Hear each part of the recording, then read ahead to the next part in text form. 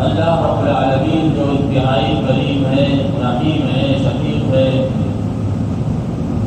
اور انسانوں سے بے حد محبت فرماتے ہیں،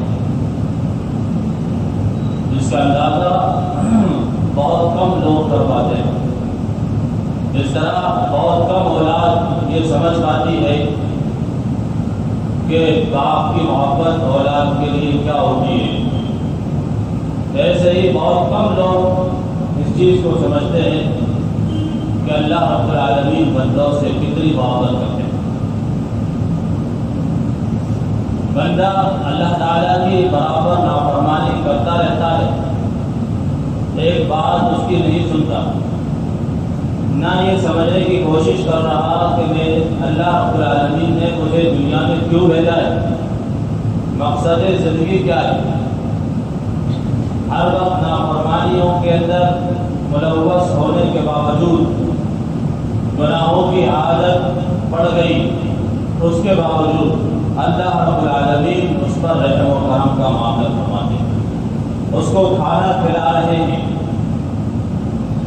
اگر اللہ رب العالمین ذرا سا حلق بند کر دے تو وہ کھانا نہیں کھا سکتا، پانی نہیں پی سکتا، اگر آنکھ میں چوٹ لگ جائے تو دیکھ نہیں سکتا، ذرا سا ایکسیڈنٹ ہو جائے تو آدمی اپنی جوانی اور قوت کے باوجود بستر پر کئی مہینوں آرام پذیر ہو جائے۔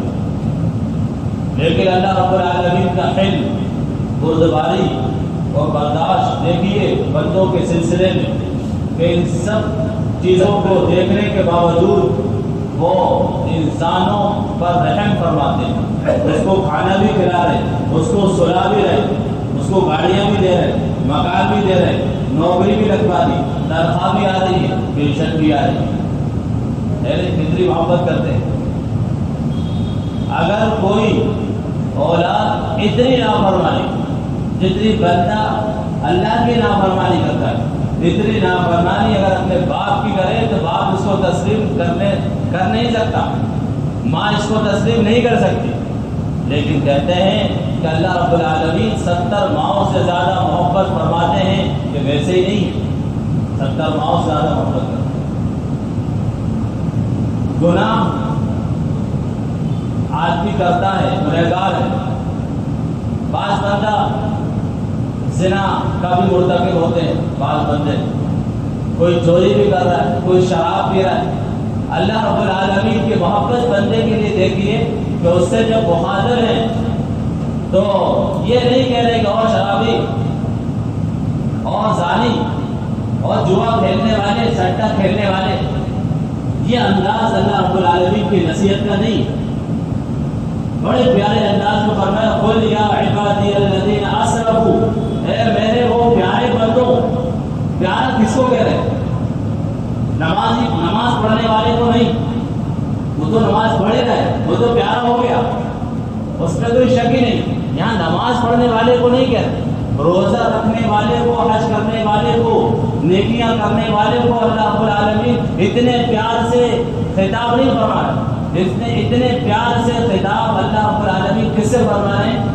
فرمایا قل یا عبادی الذین اسرفوا، اے میرے وہ پیارے بندوں جنہوں نے اپنے آپ پر گناہ کر کے ظلم کر لیا، گناہ کر کے ظلم۔ اس کا کتنا بڑا ظالم ہوگا کہ دوسروں پر ظلم کیا کرتا، اپنے آپ پر ظلم کر بیٹھا، گناہ کر کے اپنے اوپر ظلم کر لیا، یعنی اپنے اوپر ہی رحم نہیں کھایا، خود کو جہنم میں پہنچانے کا فیصلہ کر لیا، خود کو جہنم میں ڈالنے کے لیے تیار ہو گئے۔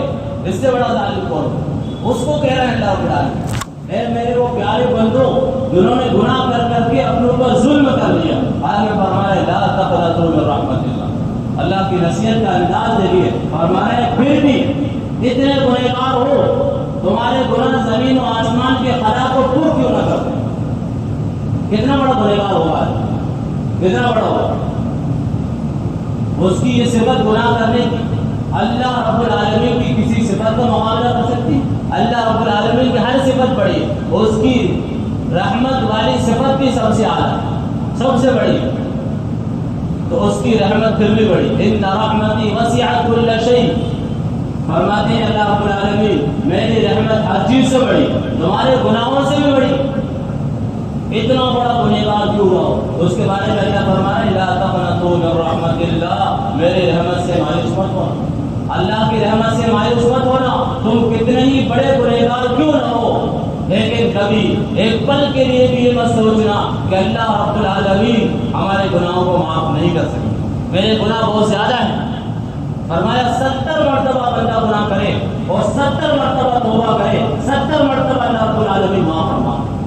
ایک مرتبہ آدمی کسی کی نافرمانی کرے اور آپ کو معافی مانگے، ٹھیک ہے ٹھیک ہے، دوسری مرتبہ کرے ٹھیک ہے، تیسری مرتبہ کرے اٹھائے گا ڈنڈا کے چل یہاں سے، کہ اللہ رب العالمین کا حلم دیکھیے، حدیث پاک کے اندر آتا ہے 70 مرتبہ بندہ اللہ کی نافرمانی، وہی گناہ ایک ہی گناہ اور کوئی دوسرا نہیں، وہی گناہ 70 مرتبہ کر کے آئے اور ہر مرتبہ آ کر معافی مانگنے لگے، ہر مرتبہ اللہ رب العالمین معاف فرما۔ یہ صرف اللہ کی صفت ہے کہ اللہ رب العالمین معافی کو پسند کرتے ہیں، معافی کو پسند کرتے ہیں۔ جتنی اللہ رب العالمین کو معافی پسند ہے اتنی کسی کو نہیں، یہ بھی اللہ رب العالمین کی محبت کی ایک مثال ہے، محبت کی مثال ہے کہ آخر جیسا بھی ہے تو میرا بندہ، صبح کا بولا شام کو واپس آ گیا، آ تو گیا، ہے تو میرا بندہ، معافی تو مانگنی اور کیا چاہیے، یہ اللہ کا علم دے۔ تو اللہ رب العالمین جب اپنے بندوں سے محبت فرماتے ہیں ایسی ڈھونڈ کر محبت کرتے ہیں، تو بندے کو اللہ کی محبت کا اندازہ نہیں ہے، اور جس کو اللہ کی محبت کا اندازہ ہو جائے وہ اللہ کی نافرمانی نہیں کر سکتا۔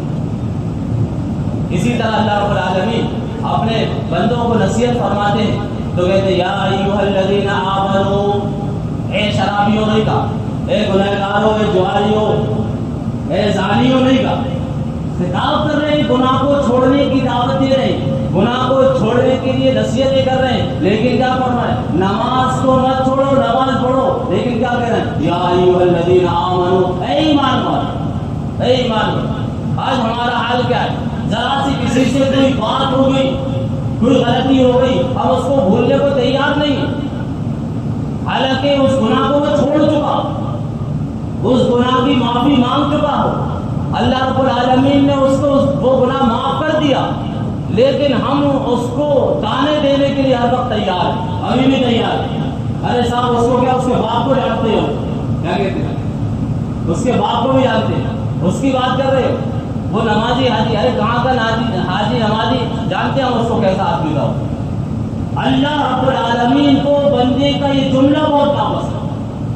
حدیث پاک کے اندر آتا ہے اگر کوئی شخص کسی کو کسی گناہ پر عار دلاتا ہے، شرم دلاتا ہے، اور اس کو اس گناہ سے یاد کرتا ہے جس کی وہ معافی مانگ چکا، وہ اللہ پر اس کا معاملہ تھا، کب اس نے معافی مانگی، کب اس نے اللہ سے معافی مانگی، کب قبول ہو گئی، آپ کو نہیں معلوم۔ ایک زمانے میں وہ چور تھا، اب تو وہ نمازی ہے، حاجی ہے، اچھا آدمی ہے، نیکیاں کرتا ہے، اور آپ اس کو اب بھی کہہ رہے ہیں جانتا ہوں اس کو کیسی ڈنڈی مارتا تھا، کیسی چوری کرتا۔ اللہ رب العالمین کے گناہ یہ بات بہت ناپسند ہے۔ فرمایا حدیث پاک کے اندر آتا ہے اللہ رب العالمین اس شخص کو جب تک موت نہیں دیں گے جب تک کہ وہ اس گناہ کے اندر اس کو خود مبتلا نہ کرے جس کا الزام لگا رہا ہے، اس پر وہ عار دلا رہا ہے جس گناہ کی، کیونکہ اللہ رب العالمین کو اپنے بندے بہت محبوب ہیں۔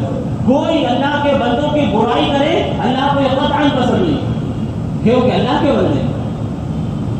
کے بندے جس طرح ماں اپنے بیٹے کی برائی نہیں سن سکتی، اولاد اپنے بیٹوں کی برائی نہیں سن سکتا، ارے اولاد، باپ اپنی اولاد سے کیا محبت کرے گا، ماں اپنی اولاد سے کیا محبت کرے گی، اللہ رب العالمین اپنے ایک بندے سے ایسی محبت کرتے ہیں۔ اگر کوئی کسی کی برائی کرے اللہ رب العالمین اس کو قطعاً پسند نہیں فرمائے، یہ بھی اس کی محبت کی مثال ہے۔ فرمایا لا یغلب بعضکم بعضا ایحب احدکم ان یاکل لحم اخیہ میتا فکرہتموہ، غیبت کو حرام قرار دیا، غیبت کرنا حرام ہے۔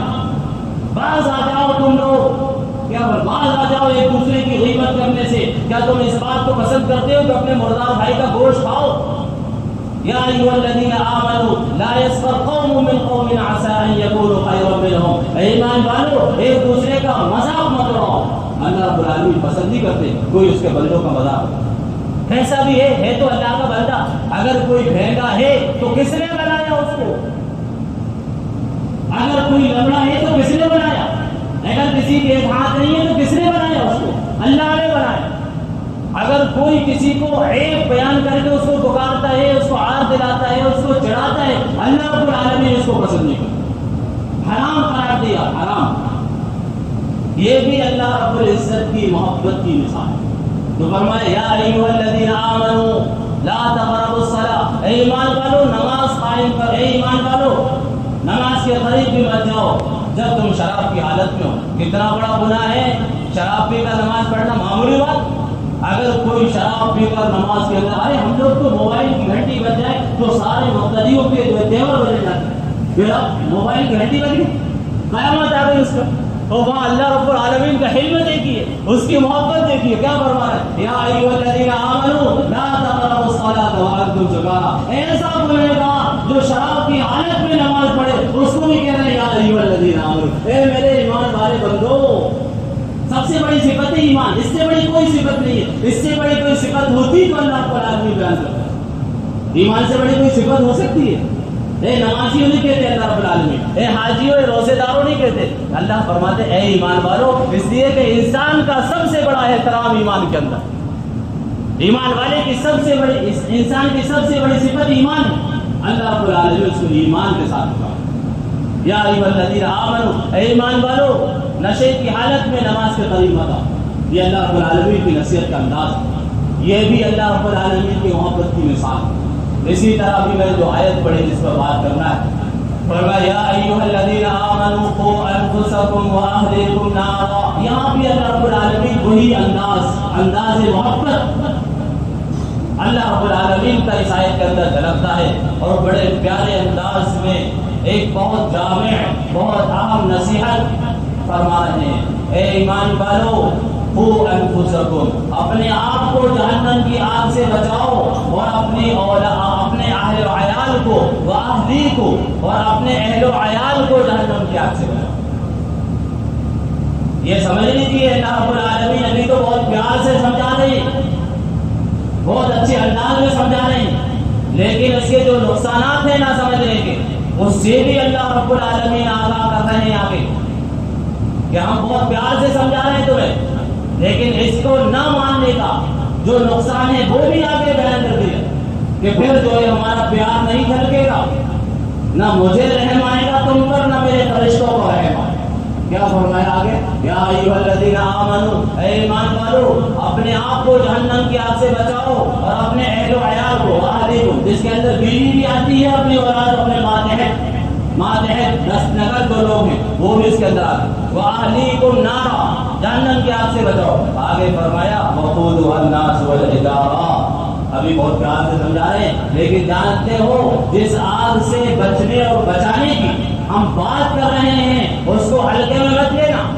دنیا کی آگ کو ہلکے میں نہیں لیتا کوئی بھی. دنیا کی آگ اور آخرت کی آگ تو بہت خطرناک ہے. اس کی صفت بیان کرتے ہوئے اللہ رب العالمین گویا ہے کہ وقودھا الناس والحجارہ، اس آگ کا جو ایندھن ہے وہ انسان اور پتھر ہوں گا. علیہا ملائکۃ غلاظ، اور اس پر سختی کرنے والے 2 شروع فرشتے اس پر مقرر ہیں. 2 شروع کے علماء نے تفسیر میں لکھا ہے کہ 2 شروع اور سختی کرنے والے فرشتے کیوں ادھر ذکر فرمائے گئے؟ اس لیے ذکر فرمائے گئے کہ فرشتوں کو رحم نہیں آئے گا ہمارے رونے اور پیٹنے پر، ہمارے بھولے چہروں پر فرشتوں کو بالکل رحم نہیں آئے گا.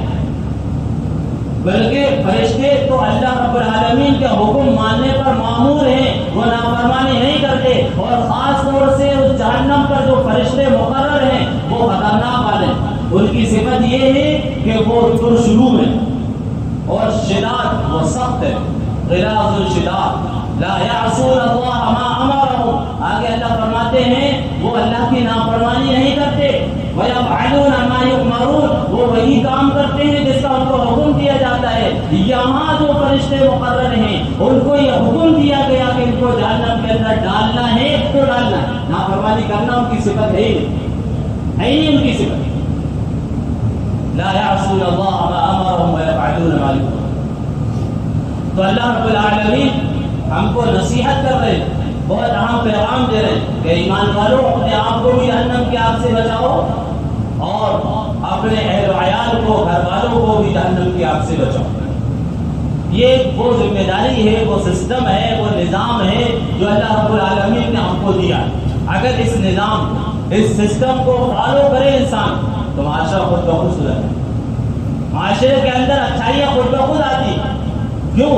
اس لیے کہ آدمی کی سدھرنے کی سب سے پہلی فیکٹری، آدمی کی اصلاح کی سب سے بڑی فیکٹری اور سب سے پہلی فیکٹری اس کا گھر ہے، اس کا گھر ہے۔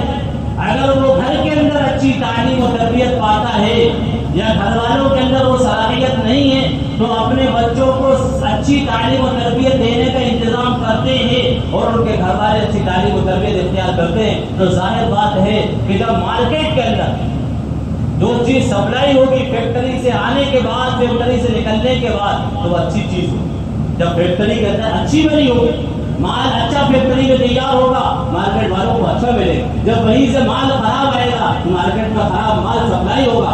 آج معاشرے کے اندر، سماج کے اندر، سوسائٹی میں، گلیوں کوچوں میں اور جو ہے پارکوں کے اندر، سڑکوں پر جو بے حیائی کے مناظر ہمیں نظر آ رہے ہیں، جو بے ایمانی اور بے دینی اور بددینی کے سیلاب نظر آ رہے ہیں، اس کا پہلا جو سر کے اندر، ہمارے سروں پر اگر اس کی دستار ہے تو وہ ہم لوگوں کی کمیاں، یعنی پہلی ہم لوگوں کی غیر ذمہ دارانہ حرکت کا ثبوت ہے۔ اگر ہم ذمہ داری کے ساتھ اپنے بچوں کی صحیح تعلیم و تربیت کریں تو مارکیٹ کے اندر دین نظر آئے، ایمان نظر آئے، معاشرے کے اندر دین اور ایمان نظر آئے۔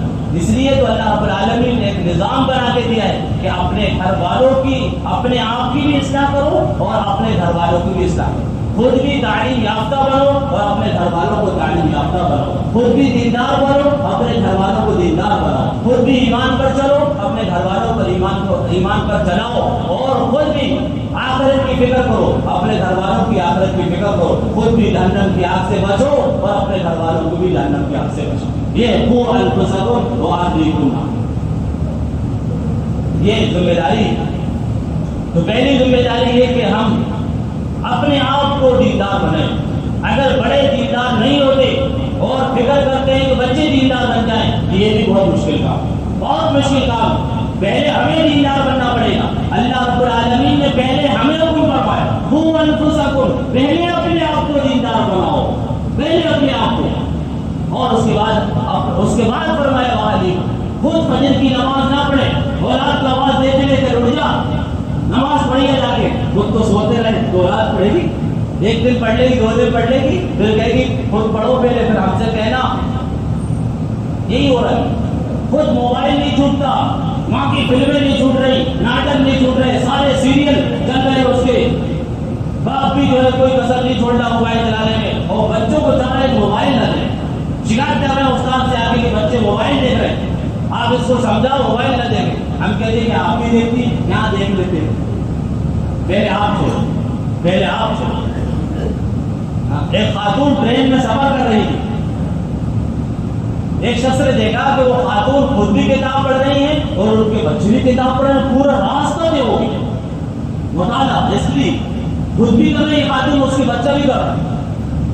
آخر جب سفر ختم ہونے والا، ٹرین سے اترنے کا وقت ہوا تو اس نے سوال اس سے رہا نہیں، بڑا اچھا لگا اس کو، وہ تعجب ہوئے ایسے دور کے اندر، ایسے زمانے کے اندر موبائل سے دوری اور پڑھنے کا شوق بچوں کے اندر، ماں بھی پڑھ رہی ہے، بچہ بھی پڑھا ہے۔ اس نے اس خاتون سے سوال کر ہی دیا، کہا کہ یہ بتاؤ کہ تم نے اپنے بچوں کی عادت کیسے ڈالی کتاب پڑھنے کی؟ آج کل بچوں کو کہاں شوق ہے جو کتاب پڑھیں؟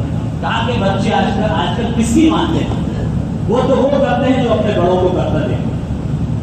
کتنی سمپل بات، آسان بات، لیکن عام بات، اہم نقطہ ہے، اہم پوائنٹ۔ بچے وہ کرتے ہیں جو اپنے بڑوں کو کرتا دیتے ہیں۔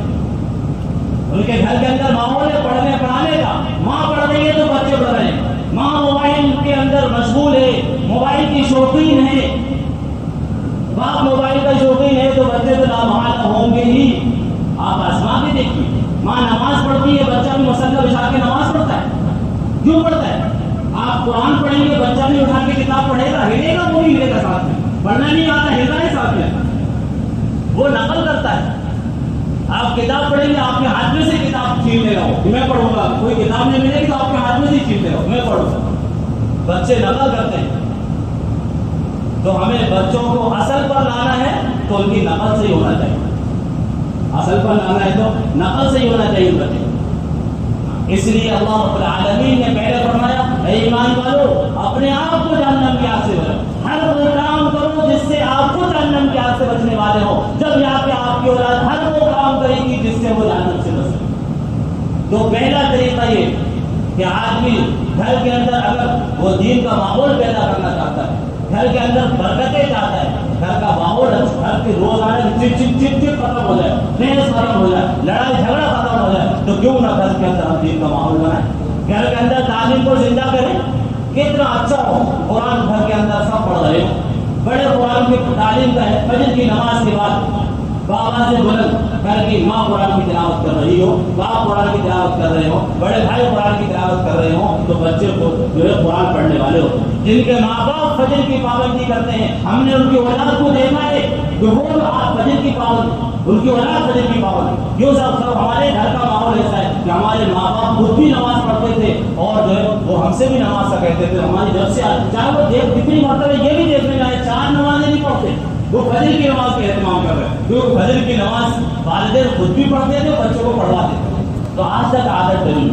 تو ہمیں اپنے گھر کا ماحول سدھارنا پڑے گا. اپنے آپ کو خدا نے آج تک اس قوم کی عادت نہیں بدلی. یہ قاعدہ ہے، یہ قرآن کی آیت ہے جس کا ترجمہ شاعر نے اپنی زبان میں کیا ہے کہ خدا نے آج تک اس قوم کی حالت نہیں بدلی. نہ ہو جس کو خیال آپ اپنی حالت بدلیں. ہم اپنی حالت بدل لیں، اللہ تعالیٰ قوم کی حالت بدلے. قوم سدھر جائے گی اگر ہم سدھر گئے. ہم اپنے معمولات کو درست کر لیں. قرآن پاک کی تلاوت، حدیث کی تلاوت گھر کے اندر کتنا اچھا ہو. حدیث کی تلاوت ہو رہی، تعلیم ہو رہی گھر کے اندر. جب گھر کے اندر تعلیم کا ماحول ہوگا تو بچے بھی تعلیم کرتا بیٹھے. بڑے تو بیٹھتے نہیں ہیں، بچے بیٹھ جاتا آگے پوچھ رہے تعلیم کری تو کیوں کرے گا، جھوٹ بولتی. ارے نہیں، بڑے کرے تعلیم، بڑے بیٹھے چھوٹے بھی بیٹھیں گے، آرڈر نہیں کرے گا. بچے جو سیکھتے ہیں وہ نقل کرتے ہیں. ہم خود جو ہے نماز کا پابند، ذکر و تسبیحات کی پابندی کریں گے، بچے بھی سیکھیں. تو 2 اہم ذمہ داریاں ہیں. گھر کا ماحول ہمارا درست ہو، خود اپنا درست ہو کے گھر کا ماحول درست ہو. آگے فرمایا وہ انفسکم اے ایمان والو اپنے آپ کو جہنم کی آگ سے بچاؤ. دوسرے نمبر پر واہلیکم، اور اپنے اہل و عیال کو بھی جہنم کی آگ سے بچاؤ. اپنی بیوی اور اپنی اولاد کی نگرانی کرنا اس کے اندر داخل ہے. علماء نے تو ماتحت کا ہی ترجمہ کیا، ماتحتوں کو جہنم کی آگ سے بچاؤ. اس کے اندر ان کی نگرانی بھی آتی ہے، ان کی نگرانی کرو.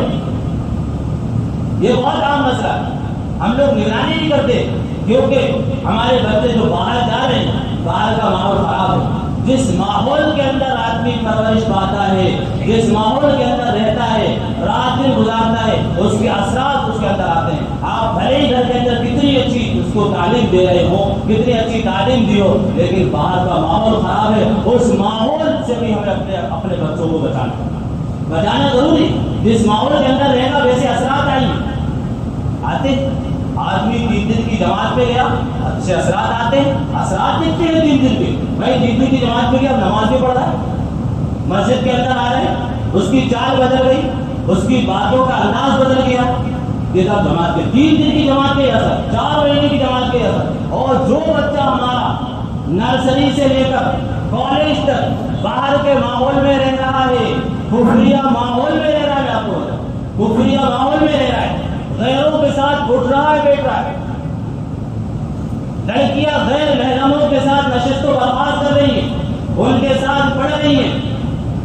بچے ہمارے کفریہ ماحول میں رہ رہے ہیں. جتنا وقت وہ ماں کو نہیں دے رہے، باپ کو نہیں دے رہے، مکتب میں استاد کو نہیں دے رہے، اس سے زیادہ وقت جو ہے وہ کفریہ ماحول میں دے رہے ہیں. اور یہ وقت جو ہے 3 دن کا نہیں، 40 اور 4 مہینے کا نہیں ہے. یہ وقت جو ہے 15 سال ہے. کیا ہمارے بچے بدلیں گے نہیں؟ آج ہمارے بچے ذہنی اختلال کا شکار ہو چکے ہیں. یہ آپ کو بتا دوں، ذہنی اختلال یعنی نام کے تو مسلمان ہیں، جمع بھی پڑھ لیں گے آگے، لیکن ذہنی اختلال، ذہن ان کا کنورٹ ہو چکا. اسلام کی اہمیت اور عظمت ان کے دلوں سے نکل رہی ہے. جو چیز اپنے مطلب کی ہے اس کو لے لیں گے, حاصل کر لیں گے. نماز پڑھ لی رواجن رسمن, عید کی نماز کو چلے گئے رواجن رسمن, لیکن اعتقادن ایمانن نہیں, ایمان کے لیے نہیں, صرف رسمن چل رہا ہے. ساری ذہنی ابتداء کے شکار ہو رہے ہیں آج کے نوجوان بچے اور بچی. وجہ اس کی کیا ہے؟ کفریہ ماحول میں وقت دینا. بہت عام بات کہہ رہا ہوں میں, اور یہ میں نہیں کہہ رہا, یہ بڑے بڑے کہہ رہے ہیں کہ ہمیں اپنے بچوں کی نگرانی کرنی.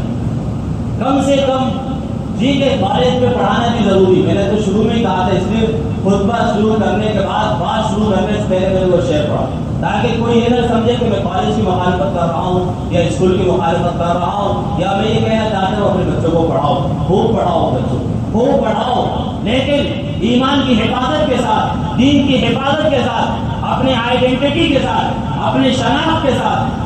تم شوق سے, اکبر الہ آبادی کا شعر, تم شوق سے کالج میں پڑھو, تم شوق سے کالج میں پڑھو, پارک میں پھولو, جائز ہے تم غباروں میں اڑو, چرخ میں جھولو, بس ایک سخن بن جائے عاجز پر ہے. ایک بات یاد رکھنا, بس ایک سخن یعنی بات, بس ایک سخن بن جائے عاجز پر ہے یاد. تم اللہ کو اپنی حقیقت کو رکھ رہے, اپنی آئیڈینٹی کے ساتھ, اپنی شناخت کے ساتھ, ایمان کے ساتھ, اپنے دین کا لحاظ رکھتے ہوئے, ماں باپ کی عزت کا خیال رکھتے ہوئے, اور اس سے بڑھ کر اللہ اور اس کے رسول کی عزت کا خیال رکھتے ہوئے, اسلام کی عزت کا خیال رکھتے ہوئے ہمارے بچے تعلیم حاصل کرنے والے بن جائیں, اعلیٰ سے اعلیٰ تعلیم حاصل کریں. اس کی نگرانی ہمیں کرنا ہے. ایسی تعلیم اور تربیت ہمیں اپنے بچوں کو دینا ضروری ہے.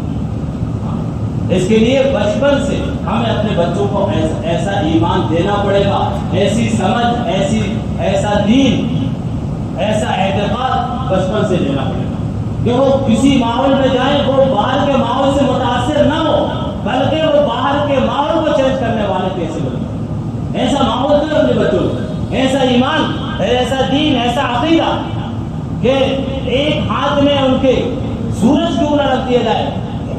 آج تو موبائل کے چکر میں, یہ بیلنس کے لیے, گاڑی کے لیے, گھومنے کے چکر میں لڑکیاں اپنے ایمان کو بیچ رہی ہیں, ارتداد کی شکار ہو رہی. کیوں؟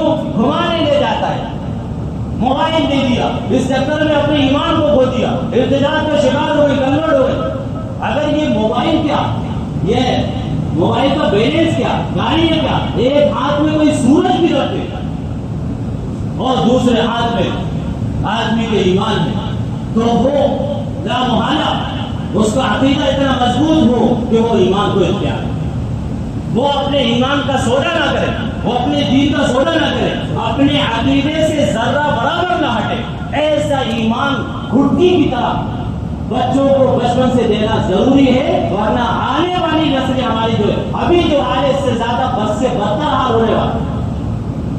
اس لیے اپنے گھر کے اندر تعلیم کے حلقے, قرآن کے حلقے, حدیث کے حلقے, ایمان کے حلقے گھر کے اندر رکھے. اپنے بچوں کو مکتب کی تعلیم ضرور دے. مکتب کی تعلیم گھٹی ہے, گھٹی جس طرح بچے کو دی جاتی ہے, مکتب کی تعلیم جس کے اندر بچپن سے بچے کو عقیدہ پڑھایا جاتا ہے, تعلیم الاسلام پڑھائی جاتی ہے, قرآن بچپن کے اندر بچوں کو پڑھا جاتا ہے, ایسا مضبوط عقیدہ. اور پھر دوسرے نمبر پر ان کی نگرانی, گھر سے لے کر کالج تک, کالج سے لے کے ٹیوشن تک, ٹیوشن سے لے کے گھر تک, ہر وقت ان کی نگرانی بھی ہو. میرا بچہ کہاں بیٹھ رہا ہے, آج بچوں کو پتہ ہی نہیں. باپ جو ہے بچوں کو اسکول کے گیٹ پہ چھوڑ کر آیا, بچی گیٹ کے اندر گئی, باپ نے گاڑی اسٹارٹ کری اور گیا, اور بچی نے دیکھا کہ میرا باپ چلا گیا, چو ہو گیا یہاں سے, اور بچی ابھی کلاس کے اندر گھسی نہیں تھی, واپس آئی اور اپنے بیٹ کے ساتھ بیٹھ کر گئی.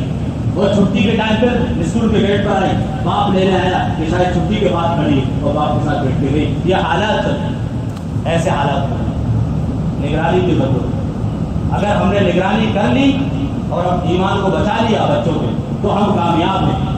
اللہ تعالیٰ نے صاف اپنا ایمان کرو, اپنے آپ کو بھی جہنم کی آگ سے بچاؤ, اور اپنے اہل و عیال کو بھی جہنم کی آگ سے بچاؤ. یہ دو اہم ذمہ داریاں اللہ تعالیٰ آپ کو توفیق نصیب فرمائے. آگے